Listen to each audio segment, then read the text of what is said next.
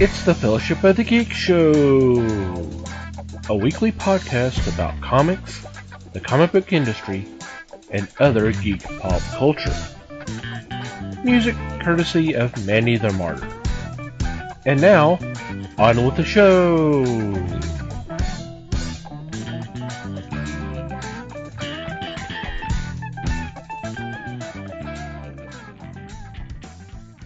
Hey there, everybody. It's the Fellowship of the Geeks podcast. My name is Thomas Chick, and joining me for this episode is Mike Marlowe. Hey, gang. Les Webster. Hello, all. And Liz Newman. Hello, everybody. How are you guys doing? Cold. Smooth as silk. Cold? It's cold. Yeah. Cold? It's Texas Okay. cold. It's not real Yeah, cold. it's Texas cold. Yeah. All right, I hope everybody else is doing okay out there. So what's been going on in your corner of the galaxy? Well, I don't have a lot. We had a short week. No, I guess the only thing I can say is I fell down the YouTube hole. I guess I showed you guys where they compared the difference to the then Charlie Brown to now, and it was kind of neat to see the Coca-Cola imagery and that kind of stuff in that. But somehow from Wholesome Christmas Program, I wound up watching a girl named Lois Lane, who was kind of breaking down a story that's been playing out on TikTok from a girl named Time to Wait. Now, at first, it was kind of like, okay, it's kind of weird. She keeps hearing these noises outside, and she, films it. And come to find out, this haunting goes back for, years from, I think it was, 1943. And a lot of freaky stuff is happening. My first reaction is, move. They don't want you there. I don't understand why people put up with that kind of stuff, or have your home cleaned or, something. Whatever your religion is, they all have an exorcist program, if nothing else, to set your own mind at ease.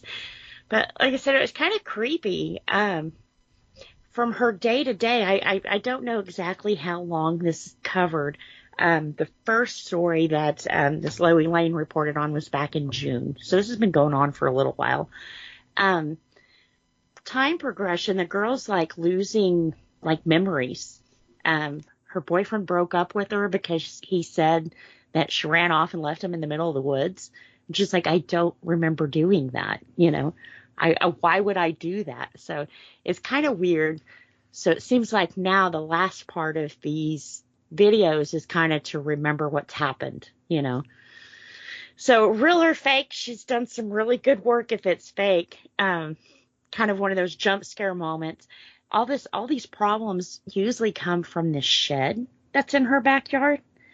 And she runs out there one night and she opens the door and shines a flashlight in there. And there's this girl, this freaky looking girl in there, Of course, she slams the door and runs back inside, but it was just kind of weird. And then, of course, when you watch a video like that, YouTube is like, hey, you might be stupid enough to like this one, too. Maybe. So I was At least it wasn't E.T. Yeah. Yet. But I was hooked a little while watching paranormal, and so... But yeah, my first tip to these people is move. Nothing's worth your sanity or anything. If you believe it and nobody else around you is believing it, just move. Well, it's if it's all coming out of the shed. I mean, all you have to do. You can probably go on the city's website and find out how much the citation would be for burning the damn shed to the ground. Exactly. I mean, come on. It's probably not more than $200. Yep. And she's gotten some really bad advice. Someone told her to put rice down in front of her doors because it's pure and it'll keep them away. And it's like, no. Rice, in most lore is used to draw a ghost in. That's usually why they stuff their voodoo dolls with them and all kinds of things because it's more or less like an attractant. Your most pure form is always going to be salt. The funny thing is that you'll get the right, if you look in certain cultures, you'll get the rice thing for vampires. Yeah. Because apparently part of being a vampire in certain cultures is obsessive compulsive disorder, and so they have to count the grains, and so then they will keep them there until the sun comes up and kills them. Oh. But anyway, Yeah. talk about your rabbit holes. Vampires. It will draw brides. Right. They'll draw Sometimes ants too, babies. but that's beside the point. Yeah, so it's kind of interesting. Like I said, I guess you always hear it one way, and then people are like, "Oh no!" But what's weird is she'll go out there and film where there's scratches and the ceiling's been pulled down and stuff, and she'll go out there the next day and it's fine, like nothing's wrong with it whatsoever. So it's kind of like, But yeah, I'm with you guys. Burn it. There's something attached to it, or yeah. I'm just saying, nuke the site from orbit. It's the only way to be sure. That's Yeah. right. And it's like all of her grass has died. Anything living around that shed has just died. I mean, yeah, I wouldn't have stayed there. She's come up with bruises and scratches and that kind of stuff. No. Run. No way this is real anyway, but Yeah. whatever. Yeah. But still. Hey, she's making it entertaining, so that's cool. Exactly. Right. But if this girl honestly, even if it's not real, if this girl honestly believes in her mind this is happening, then it might as well go. be. Right. Yeah. People, you can torture yourself with your own mind, Mm-hmm. You don't get enough sleep, which apparently she's not because of all this banging and stuff. Your mind can get like freaking like you're on acid, Yep. Your body needs that rest, and in its own way, it's telling you, shut down. You'll quit seeing the pink dragon if you go to sleep. So, but yeah, like I said, if it's fake, she's done really good jobs with editing. And if it's real in her mind, leave. Just leave. It's not worth it. Mm-hmm. No, that's about all I've been doing. I've replaced Supernatural with YouTube Paranormal. Not quite where I thought that was going to go, but okay. Went from supernatural to supernatural? All right. Mm-hmm. So yeah, we did have a little bit of a short week, but I managed to do a couple of little things. I watched one more of those classic albums things on Prime. This one was for Iron Maiden's The Number of the Beast, which was, I think, their third album. It was kind of it was kind of their breakout, as much as a band like Iron Maiden ever has a real breakout. It was the one that got them playing arenas, we'll put it that way. Yeah. It's an interesting one to watch because, well, one, I mean, I like the music, so there's that. That's a good thing. The other thing that makes this one fun is most of the others are it's just people, guys, it's people from the band and people around the band. Like, they usually have the producer in there, and they have the producer like in a mixing room, like fiddling with the music and breaking things down and explaining things. But this one was different because it included Bruce Dickinson, who is such a showman.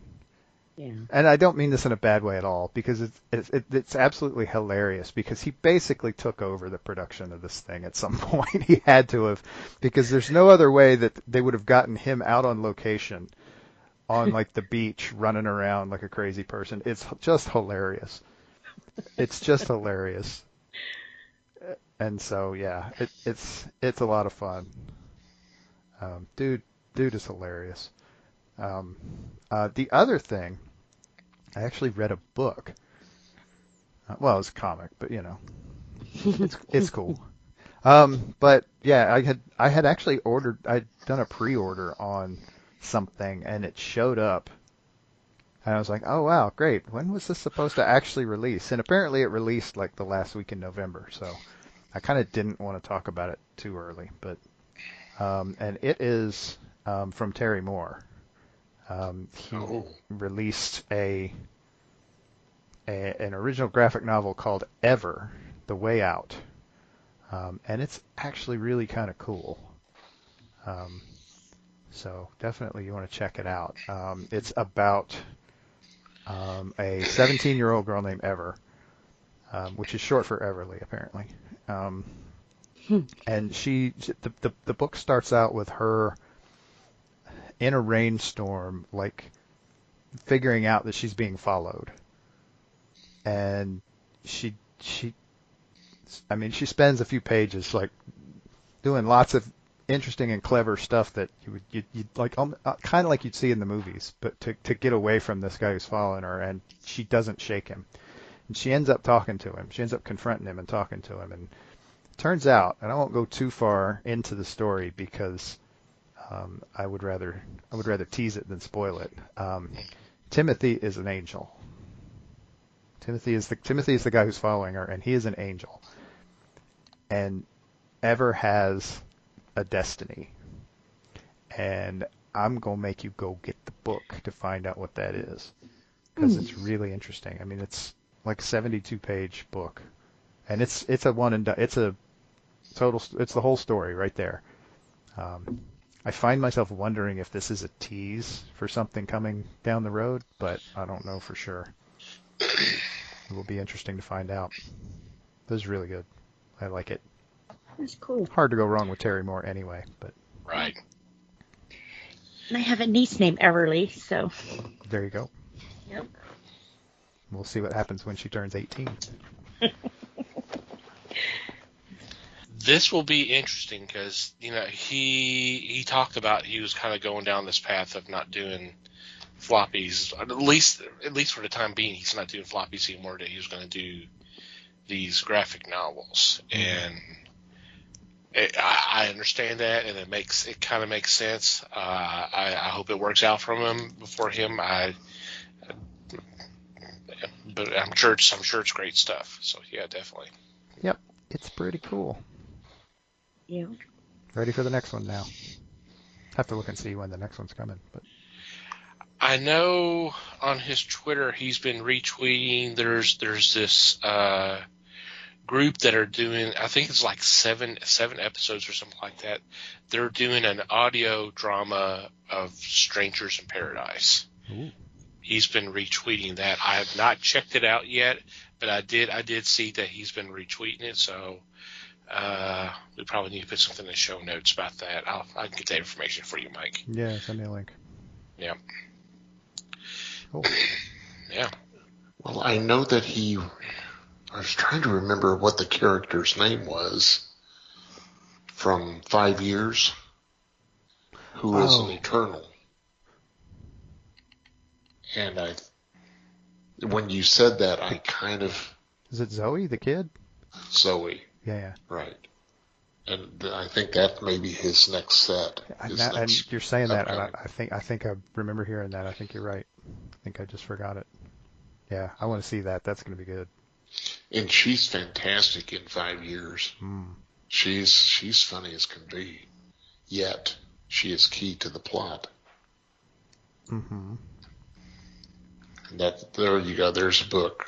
Get that one, because it brings Strangers in Paradise, Echo, Rachel Rising, Motor Girl, things like that together, and it's pretty cool. Yes, it is. Good choice. For me, I watched some movies, and one that stood out was the co-ed and the zombie stoner. And Okay. this was on Tubi. It's dumb as hell. Another was Attack of the 50-Foot Cheerleader, which was dumb as hell. But I did read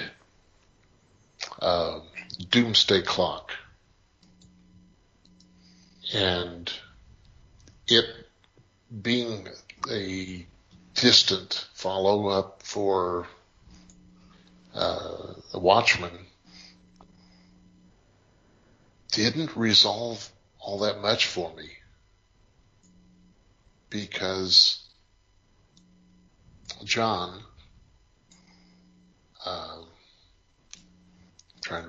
Mr. Help me out, Thomas. The nuclear man. Dr. Manhattan. Dr. Manhattan. Dr. Manhattan. Thank you. Dr. Manhattan does a lot of time travel in this.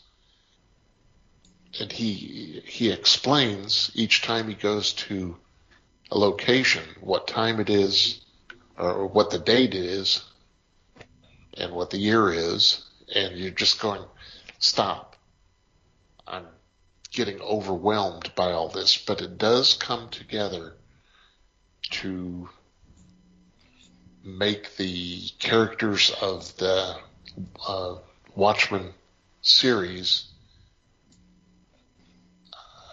meld with the DC universe. So you do get the idea that the character Rorschach and others are now part of the DC universe. And I've got a feeling that we are more than likely going to see more of that. But they also, toward the end of it, they had a series of these recollections by Dr. Manhattan, time and place, and he went into the future. And now I'm wondering if DC is going to follow that up to make those part of their canon. If they do, it would be phenomenal. I wonder if it's anything that's tied into this future shock that they're doing in January and February. That it could be. They may show up in that. So, I look forward to it, and hopefully something will come about. Yeah, because for January and February, it's just these 2 months they're doing these, and it's just a handful of books. I don't remember how many there were, but these are future. These are some point in the future.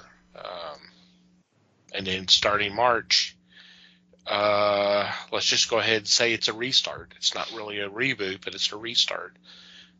Some brand new titles. Some of that information is slowly coming. Some of it was coming out today as we've been recording, like a new Teen Titans series, a new Swamp Thing series, and so on and so forth. So I've been seeing some of this stuff, and I think I mentioned it before. It's kind of like kind of reminds me of Convergence when they took that 2 months off to move DC to California from New York, and then after that we had the whole kind of reset because Rebirth had already happened, but it was just kind of a reset with some of the books starting over again, or there was a new direction, that kind of thing. It just I'm getting the same kind of vibe here with this, although they're just not coming out and saying anything like Rebirth or New 52, or there's not a name to it. It's just happening. Yet. Yeah, we'll see. But cool. I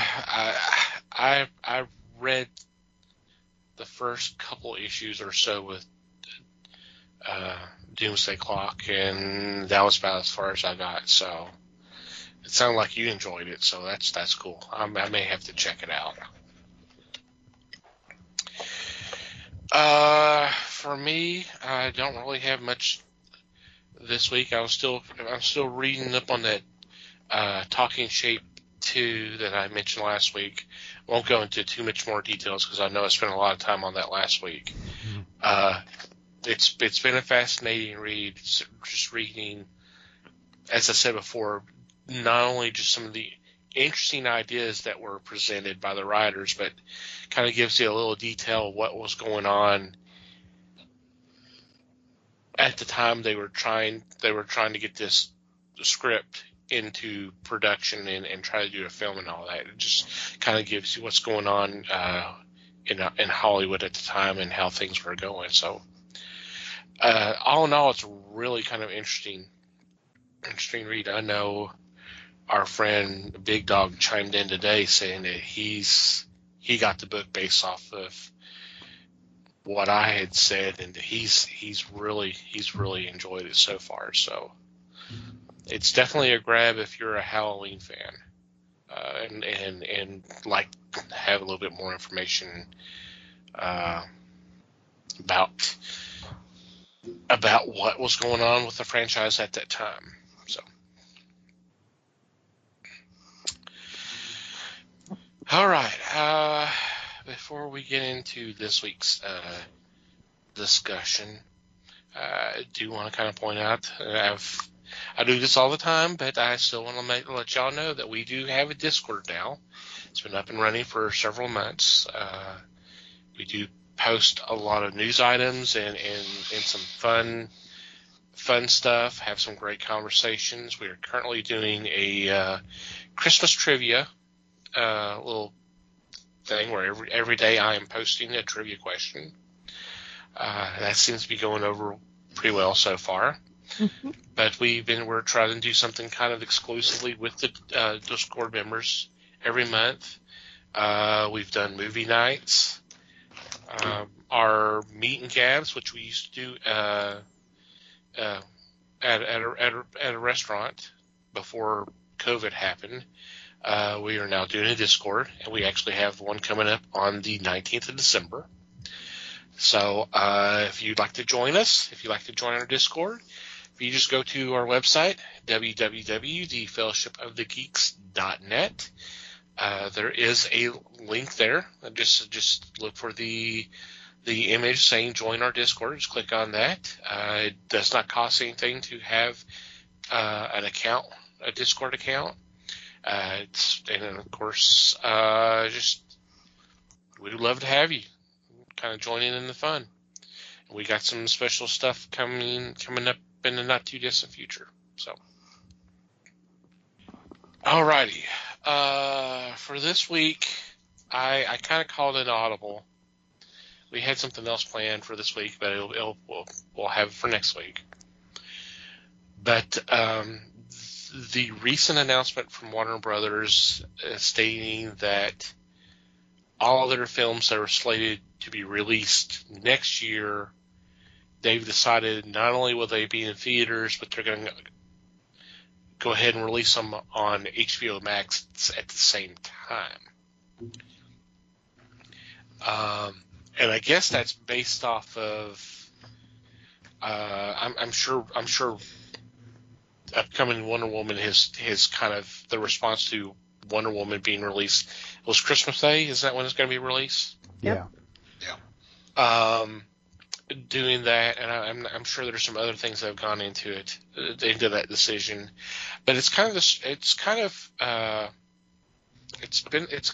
kind of controversial call, but it's just I kind of wanted to bring it up because this is something it's going to be needed to discuss because we're not going to get over COVID. It's still going to be at least another year before we get some kind of control over this, or at least here in America. And there was discussion, and I was trying to find the article where it was like Cinemark or was it AMC that made a deal where they were going to limit the window that the films was going to be in theaters before it was going to be released, on demand or something along those lines. And I can't remember what that deal was.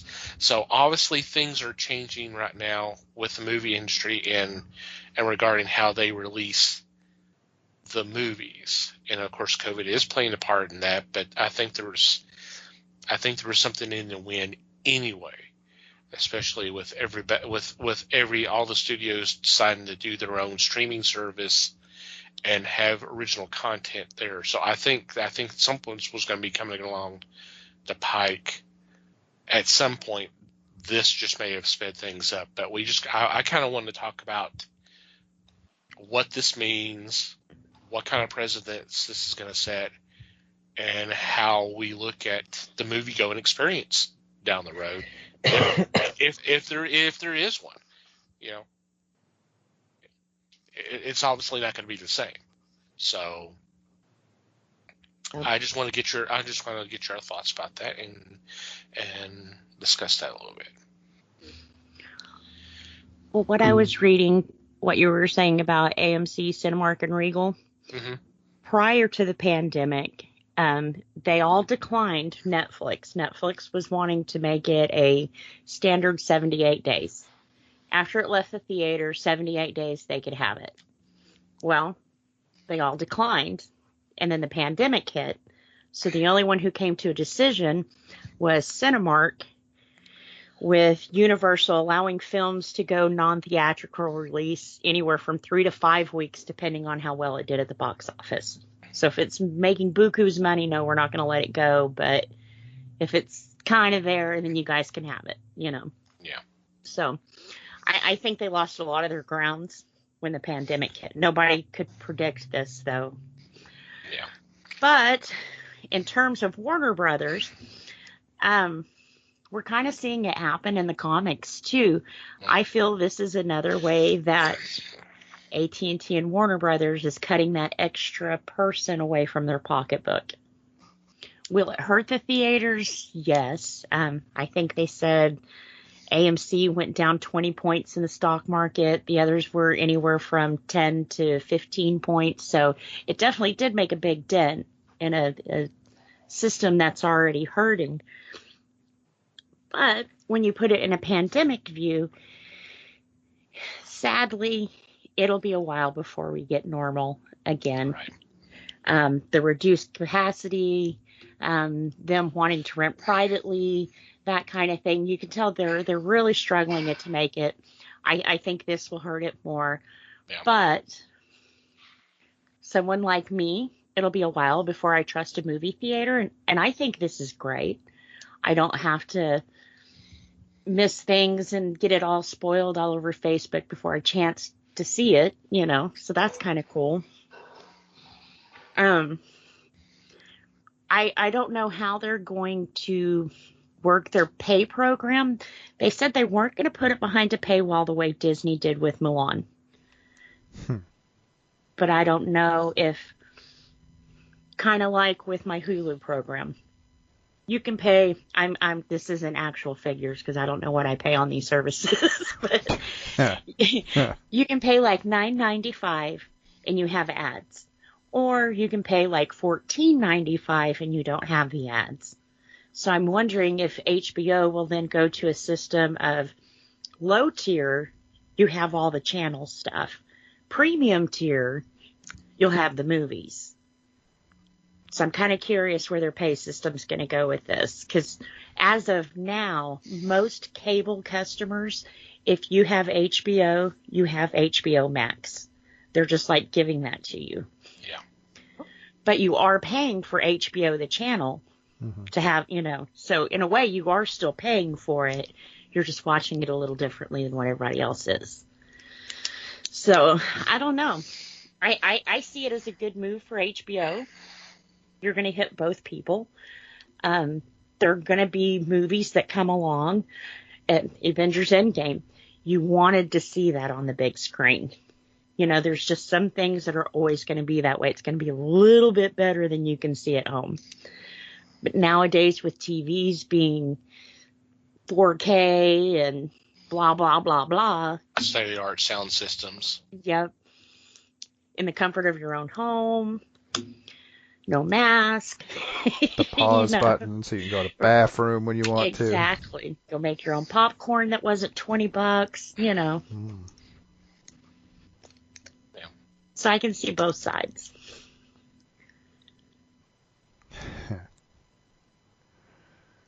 I think it's interesting that you can almost immediately compare it to comics. Mm-hmm. Where the parallel I see is the nostalgia effect. There are a lot of people, some of them on this show, who swear up and down that if comics go 100% digital, they will stop reading them.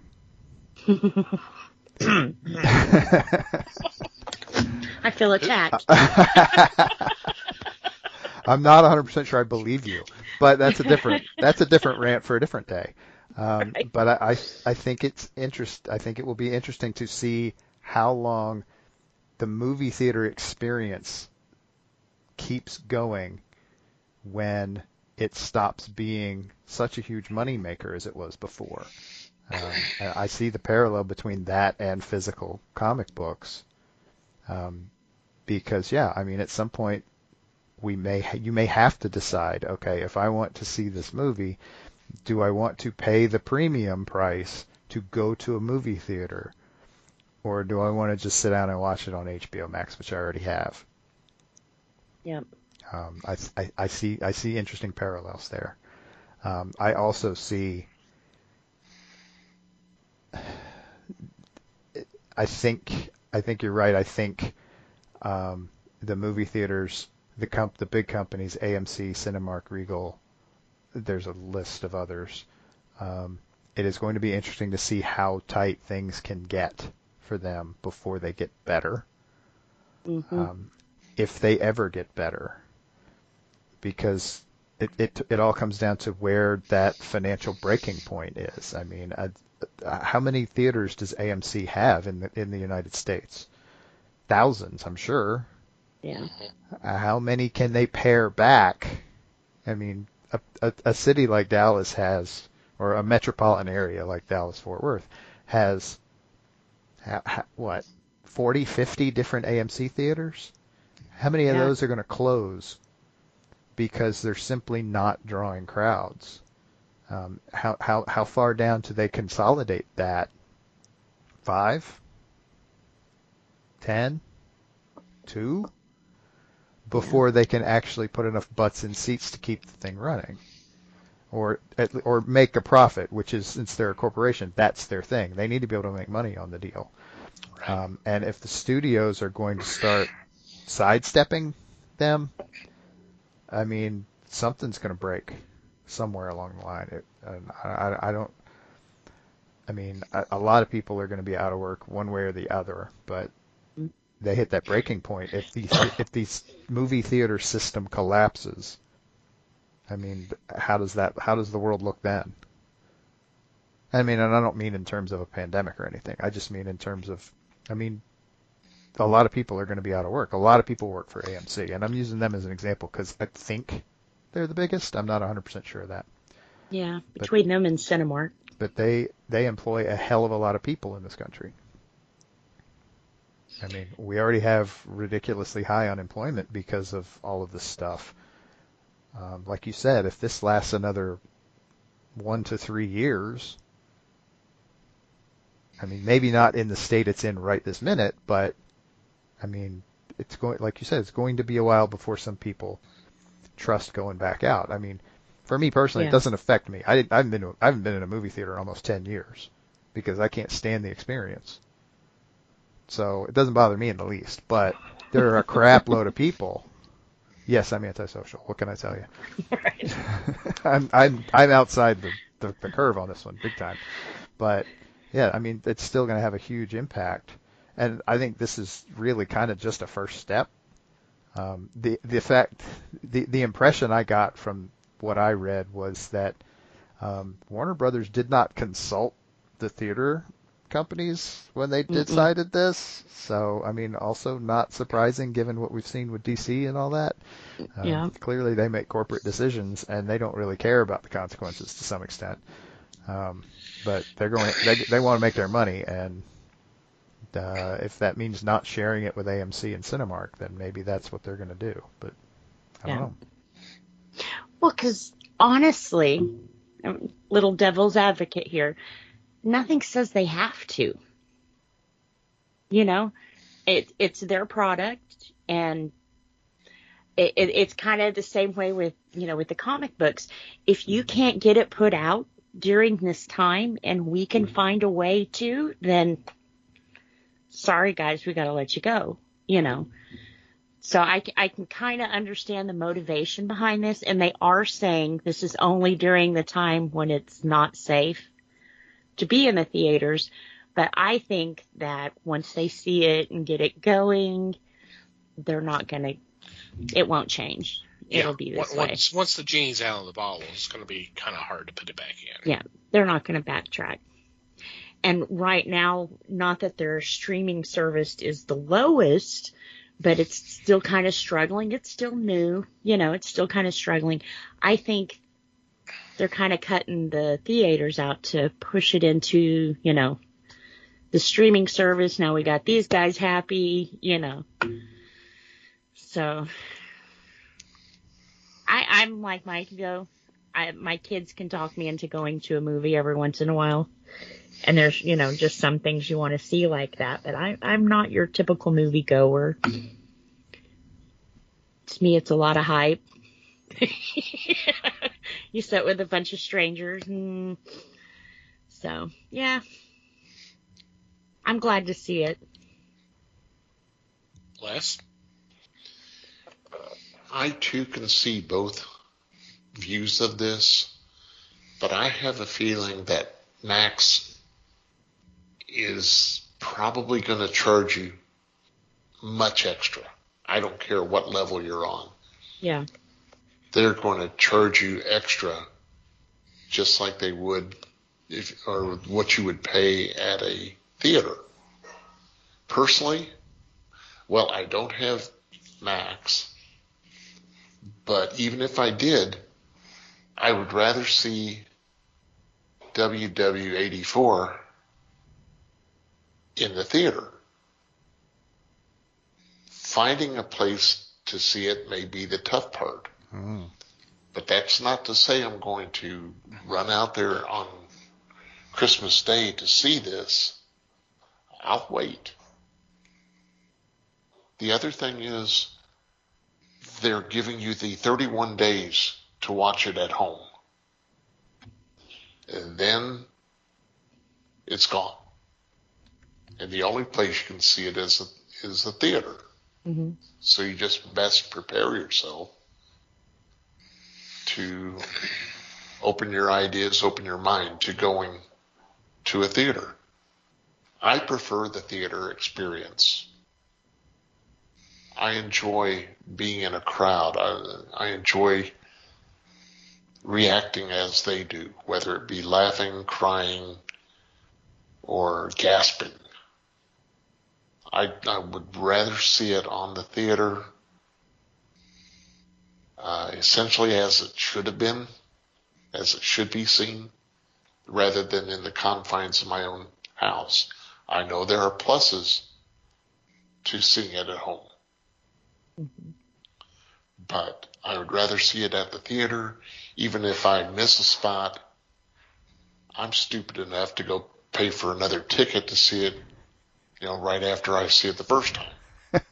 Just so I can see that one part. And if I start fidgeting in my seat, I'll just have to convince myself I got to stay here till this part is done. Then I'll leave. I had that experience when going to see the Lego Batman movie. At the end of the movie, they have a lot of extra stuff, and the people I was with decided, oh, it's over, let's go. Since I was driving, I said, okay, let's go. I yes, I returned a few days later so I could make sure I saw everything. But You should have made them jerks pay for your ticket. That's what should have happened. I should have. Let's be honest here. You wanted to see it again anyway. Well, true too. Yeah. Hey, that was a pretty cool movie, really. I didn't say it was. I was just saying, let's be real. He wanted to see it again anyway, whether he saw the extra stuff or not. Well, sure. But I see what you're saying, yeah. But I personally, I would rather see it in the theater. Just to have that experience.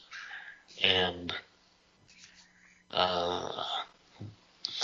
of course, one thing is also, if you watch it on Max and it's all of a sudden it's gone, you can also always say, hey, I want to go see this again. And you end up paying the theater price again. Or anyway. So I just feel like you have a choice, but you got to make your choice yourself. Don't let others tell you when to leave. That's for sure. Yeah. Yeah. How long, on average, does a movie stay in the theaters? Does anybody have any kind of a vague idea? Usually 2 or 3 months, depending on how well it's going. Right. I'm sure it's all a factor of how much money it's actually making. Right. Yeah. If they have another movie lined up that they can put in that theater that will make more money, then they'll go with that. If that happens to only be 2 weeks, then so be it. Okay. Or it could be months. I did find their pricing model. Okay. Okay, it says they're going with what they're calling a hybrid model. So all their films will be available on HBO Max in 4K Ultra, HD, HDR. Once the film leaves HBO Max, they will follow the regular route from theaters to home viewing, like online rental and purchase, DVD and Blu-rays, and then it will come back to your streaming service again. So it'll follow the same route that the movies do through the theater. The only difference is for the first month of that movie, it'll be playing on HBO Max. The price change is actually no different. It's $15 a month.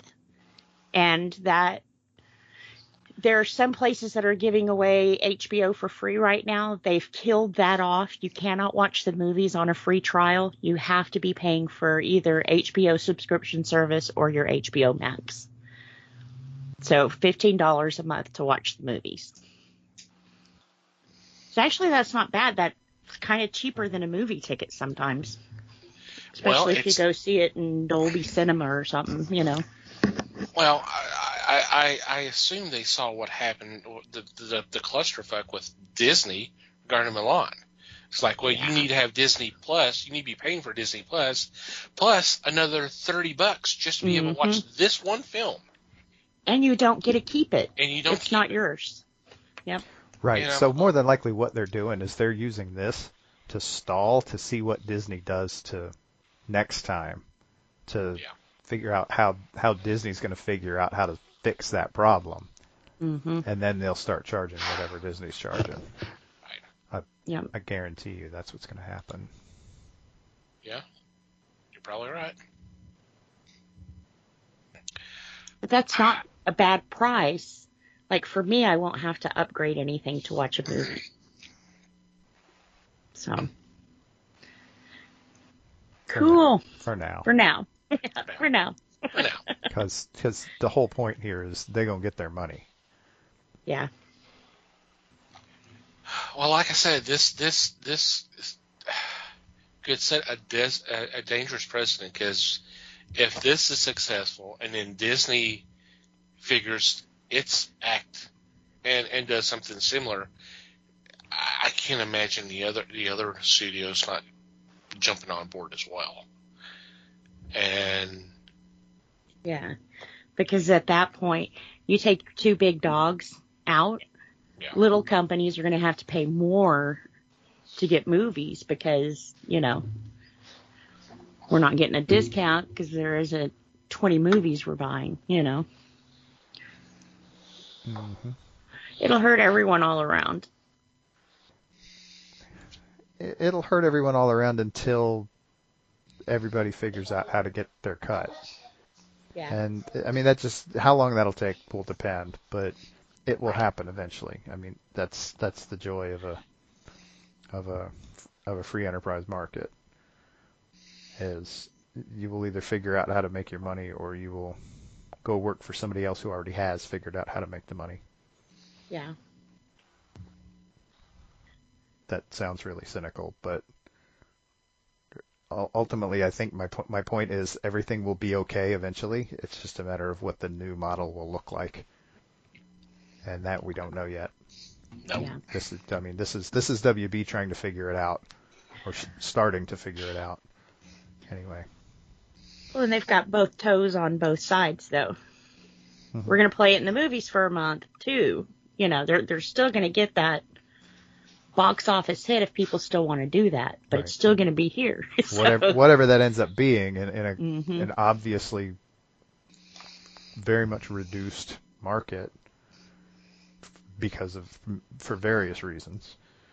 And they're trying to figure out how they can make it work, either alongside or without. And it sounds like they're at least trying to start doing it alongside at first, which is promising. I mean, hopefully they figured that out and it works that way. And so everybody gets what they want, which is they can either go to the theater or they can watch it at home, their choice. We'll see. I think we got a long way to go before that gets figured out, but Yeah. Yeah. Yeah, 'cause it's been 7 months since the launch of HBO Max, and they still haven't come to an agreement with Roku. It's like, come on, guys. Most people use some kind of streaming stick. True.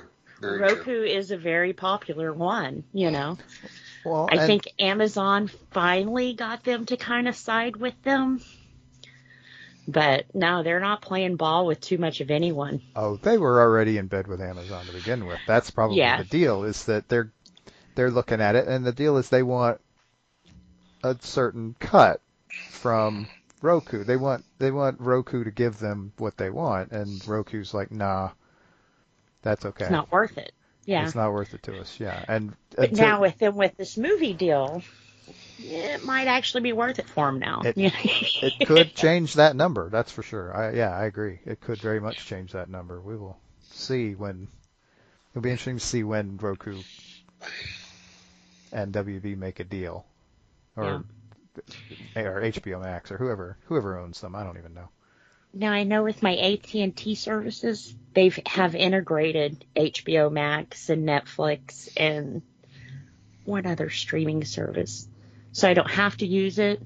So they have made it easier to access it if you're AT&T customer. But if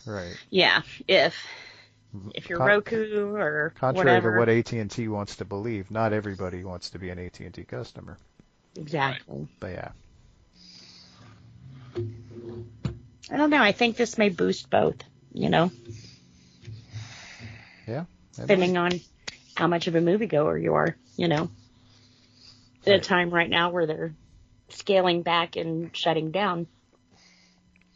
In some cases, permanently. Mm-hmm. Well, yeah, that's the deal. That's the reality of it. Mm-hmm. A lot of changes. Yeah. I did not sign up for all these changes, damn it. I want a do-over. I pay enough for HBO as it is. Yep. Yeah. My wife would have a cow. Now, see, you should be able to get HBO Max. If you subscribe through your cable provider, you should be able to get HBO Max. You just sign in through your TV provider at that point. But once you sign in with your TV provider, they'll have you make an account with them, so you no longer have to keep. They'll check to make sure you're still current and that kind of thing. So you don't have to keep signing in with your TV provider. So they kind of do make it easy that if you already are paying for us, you're entitled to this. So they're kind of making not only their cable a little bit more enticing, but their streaming service too. Because, yeah, I probably wouldn't add, well, I probably would add HBO. Yeah, you probably would. You already have them all anyway. What difference does it make? I What's do. one more, right? I swore I wasn't going to do YouTube, and yeah, in the middle of Baby Shark when a commercial comes on. Oh man, a screaming 2-year-old is not your best friend. Oh my God, Baby Shark is like a minute and a half long. What the hell are they injecting commercials into the middle of it for? Holy crap. That's if you're doing stupid parenting.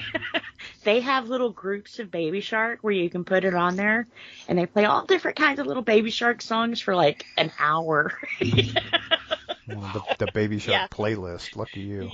Oh, yeah. That'll make you put a gun barrel in your mouth, won't it? I've probably confused YouTube so much. I've got like crime and drama and then my makeup drama channels and then Baby Shark.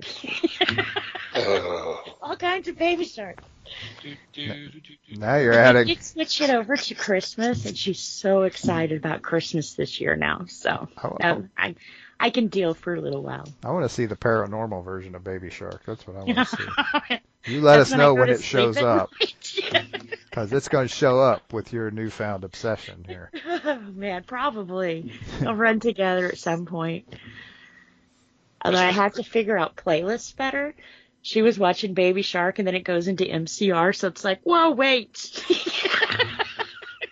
Not yet. It's just music. It's fine. It's fine. It's okay. You could have started early. Give her a black potato to carry around.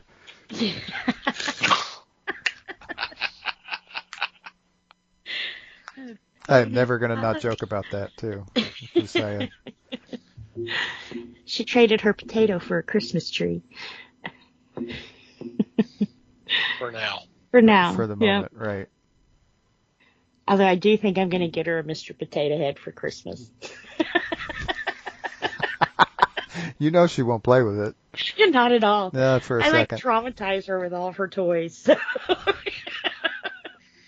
I guess that's one way you can get her up from walking around with a potato if you give her Mr. Potato Head. Right. What the hell is this? She'll probably put her potato in his butt. Where all the pieces go. He's Mr. Potato Head butt. Whoa. Ladies and gentlemen, our title for the episode. I have no words for this. I don't even know how we got here. I don't know, but we do shit like that pretty regularly, so you know. We do. Clearly it's a talent. And here, I thought we didn't have any. It's a gift. It's a gift. Okay, you have Or a a receipt curse. for that? I think we need to return that gift. Leanne could be the Ryan's Toys of HBO Max. These are the toys that scare the shit out of you.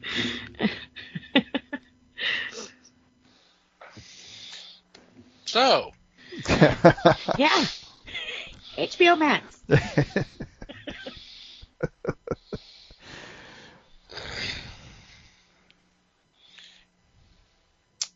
any final thoughts before we? I think at this point we need to take a break. I think it's gone. Yeah. Other than getting really, really cynical about pandemics, I don't think this is going any further. I think we've got to kind of have to wait and see what the next steps are. Right. Let's see what happens on the Christmas day with Wonder Woman. Maybe that'll give us an idea what's going to Yeah. how this We'll is going see to go down. see how the public responds to this and going from there. And we Right. will be streaming that, right, in our Discord channel. New Year's Eve? Are we? I think that was what we were talking about doing. Yeah. Okay. I don't know if a final decision really got made, but Okay. I guess it kind of seemed like we were. Oh. Okay. Cool. Alrighty. On that note, we're going to take a quick break and be back with our weekly picks.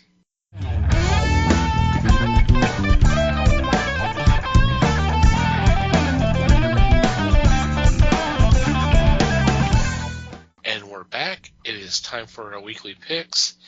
And for this week, I lead off. And my first pick is from Floating World Comics. And the book is entitled 900s, and this is the first issue. And let me just read the synopsis, because that's what caught my attention. If you want to live in Grand Caracas, you have two options. Become a cop or die. 900s tells the tale of two brothers who have to navigate the futuristic cyberpunk world of Venezuela 100 years in the future. All right. That's interesting. It's very interesting. I like that. And it's written by Dave Baker and art by Alexis Zurit. I'm sure I butchered that last name. I apologize for that. But, yeah, it caught my attention, so I definitely want to check this one out. Cool. Okay, Les, you are next. My first choice comes from Heavy Metal, and this is Teyarna #1. This is a continuation or a new version of the comic that was a couple of years ago. This is a heavy metal character, and in this, Teyarna was born in a collapsed universe, but is animated into a new series and battles throughout the multiverse in her war against Keiko, the embodiment of chaos. So Stephanie Phillips and Patrick Zurcher bring this to you. I'm excited because I enjoyed the first run, and now I get to see a continuation of it. Cool. Awesome. Alrighty, Liz. Well, my first pick is also from Heavy Metal Magazine, and it is Savage Circus. I think I've told you guys about this one 4 weeks ago. Give or take, yeah. So bear with me. This is a 5-part series. Number 2, it seems like each one they're kind of introducing us to a new character. So the first one, there was a armored truck heist. Some thieves got a hold of the town's whole money. It's Christmas time, so it was a lot of money. And the sheriff, what is his name? Brady Harrison was chasing him down. Well, here comes a train car filled with all these deadly animals, and it T-bones the armored truck. So now he's got these thieves loose on his town. Plus, he's got all of these freaking creatures from everywhere also loose on his town. Kind of like a Gremlin story with man-eating beasts. Well, I guess they kind of were too. So these guys are a little bit bigger than they were. But it's been a good read. Like I said, this is only the second one. Kind of Christmassy in the same way that Die Hard is, but Oh, wow. Well, wasn't technically Gremlins a Christmas movie too in that regard? I mean, Yes. yeah, I think it was. same deal. Mm-hmm. So, Fun. yeah. It's been pretty cool. Alrighty, Mike. Alrighty. My first pick is from IDW, and this is a collection. This is called Parker, the Martini Edition, Last Call. This actually specifically collects The Score and Slayground, which were two Eisner Award-winning graphic novels from Darwin Cook and Richard Stark, who obviously created the Parker character. And so this is the wrap up for this Martini edition. This is the last. The way this is written, I think it's the second of two collections collecting all of this stuff together. But yeah, there's some fun stuff here, and it is definitely worth checking out. This is a great way to pick it all up. Cool. Anything Darwin Cook is worth getting. Mm-hmm. Yep. That one interests me too, so it's cool. Alrighty, I'm up again, and for my second choice, this is a collection. It's from DC Comics. It's called DC Through the 80s, The End of an Era. This has been put together by Paul Levitz, who was a writer and publisher for DC Comics. And these are stories that happened before Crisis. So I guess these are going to be early 80s books. It looks like it includes Whatever Happened to the Man of Tomorrow, which was the last Superman story before Crisis. There's the last 3 or 4 issues of Flash, Jonah Hex, Brave and Bold, Wonder Woman. I mean, there's a ton of different books here. Really looks like it's a cool thing. It also includes the complete text of Alan Moore's Twilight of the Superheroes proposal, which has never been published before. So that should be another enticement to get this book. Yeah. Nice. Very cool. Alrighty, Les, you're up again. My second choice from Dynamite Entertainment is something I've been looking for. This is a collection, or this is a book done by Jim Silkey, Betty Page, Queen of the Nile. In this, Silkey transports Betty to ancient Egypt, and she battles a high priest, thugs, a lovesick mummy, and others. And in this, she meets Julius Caesar, and the main reason I bring this around is Jim Silkey is an exceptional artist, and his take on Betty Page and the stories he's done of Page are spectacular, because he writes everything he draws. And this includes a story he did called Betty Page Comics Spicy Adventure. This is some great stuff, some beautiful artwork, and it's right on. It's just fun to read. Cool. Awesome. Nice. Alrighty, Liz, you're next. All right. For my second pick, I'm going with Kick-Ass versus Hit Girl. I'm not for sure how long this series is going, but it's pretty good, and it's only on the second issue. We see that Mindy, or Hit Girl, has infiltrated this imposter Kick-Ass's gang, and she's pretty much turned the whole gang against her. So, this version of Kick-Ass is definitely learning that Hit Girl is not someone you want to mess with. So, kind of interesting to see how this one will play out. I had to go back and reread on this one because I'm like, what happened to Dave?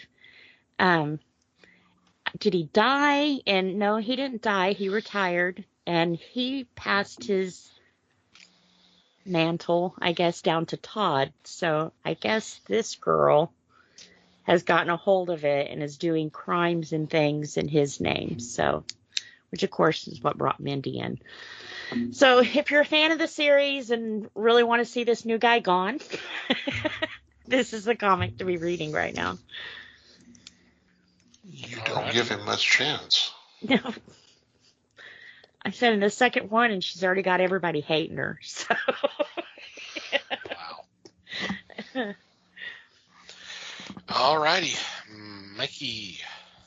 Okie dokie. So my second pick is from Vault Comics, and this is a new title called The Picture of Everything Else. This is issue number 1, and not surprisingly from the title, it is a variation on The Picture of Dorian Gray. And this is set in Paris, and they're experiencing a rash of viciously brutal killings among wealthy and beautiful people. And suffice it to say, it will come back to the whole Dorian Gray thing along the way. And this is, I am intrigued by the idea of a modernized kind of version of that story, so I am really interested in checking out what this is going to look like. Cool. I agree. Nice. All right. Any special shout-outs this week? No, not me. No. I'm good. All right. We'll go ahead with our regular shout-outs then. Want to thank Pop Goes Culture Podcast Network for allowing us to be a part of a great group of podcasts. We definitely recommend that you check them out. There will be a link in the show notes. We also want you to check out the fine folks who make up Potter and Family on Twitter, who've been so kind enough to spread the word of the fellowship. And the easiest way to check them out is to do a search, #Potter and Family, all one word, and just scroll through, and whatever catches your attention, click on that link, download an episode, and hope you have a good time listening to them. Thank you guys always for your support. Want to thank Mandy the Martyr for supplying the music to our podcast. There will be a link in the show notes for you to check out their fine music. And finally, you, dear listener, thank you for downloading and listening to today's episode. We value your feedback. If you have any comments, questions, suggestions, complaints, observations, what have you, please send them our way. There are several ways you can contact us. Our email address is email@thefellowshipofthegeeks.net, or you can go to the website and go to the About Us page, and there's a contact form you can fill out there. And obviously, as I mentioned before, you can join our Discord. You can contact us through there. Or you can contact us through or follow us on our social media. On Facebook, we are The Fellowship of the Geeks. And on Twitter, we are Fellowship Geeks. If you'd like to follow our personal Twitter accounts, Mike can be found at Mikey Geek. Liz can be found at LN_Geek. And I can be found at TomTC Geek. And from wherever you download our episodes, if you would be so kind as to rate and review us, it would be greatly appreciated. Anything else before we say goodbye? Just thanks, everybody. Thank you, everybody. Appreciate you listening. Thank you for listening, everybody. We do appreciate your support as always. And until next time, geek on, my friends.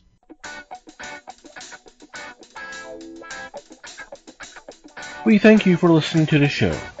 Comments, suggestions, and questions can be sent to email@thefellowshipofthegeeks.net. You can follow us on Facebook at The Fellowship of the Geeks and on Twitter at Fellowship Geeks.